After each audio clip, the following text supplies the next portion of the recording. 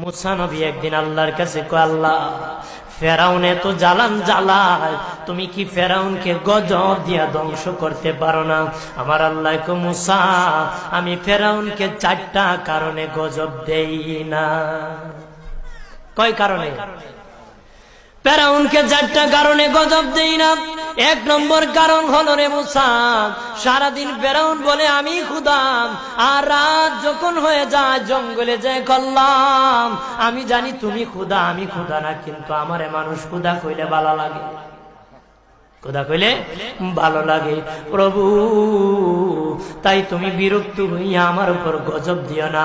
আল্লাহ বলে, মুসা রে, ওই ফেরাউনে রাত্রির দুয়ার কারণে আমি আল্লাহ তার উপর গজব দেই না।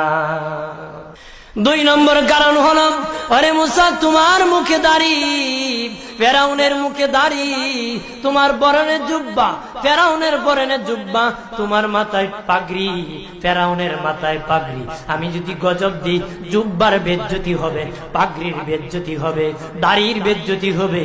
মুসা রে, ওই জুব্বার পাগড়ির ইজ্জত রক্ষার কারণে আমি আল্লাহ ফেরাউনকে গজব দেই না।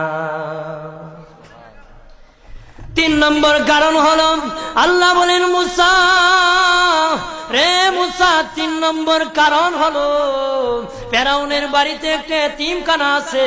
প্রতিদিন দুপুর বেলায় এতিমরা ফেরাউনের বাড়িতে মেহমানদারি করে।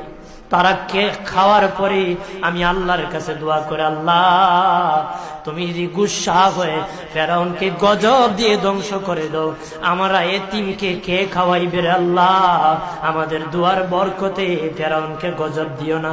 আল্লাহ বলে, মুসা রে, এতিমের দুয়ার কারণে আমি আল্লাহ গজব দেই না। 4 নম্বর কারণ, আল্লাহ বলেন, মুসা ফেরাউনের একটা মাছ বিদ্ধ, হাঁটতে পারে না। ফেরাউন নিজ হাতে নিয়ে গোসল করায়, নিজ হাতে মায়ের শরীরে তৈল লাগায় দেয়, নিজ হাতে ফেরাউন খাওয়ায় দেয়। যখন খাওয়ানোর পরে মা বিছানার মধ্যে ঘুমায় যায়, ওই ফেরাউনের মা আমার কাছে 2টা হাত বাড়ায়, আল্লাহ আমার ফেরাউনকে যদি গজব দিয়ে ধ্বংস করে দাও, আমি মায়ের সেবা কে করবে? আল্লাহ বলেন, মুসা রে, ফেরাউনের মায়ের দুয়ার কারণে আমি আল্লাহ গজব দেই না।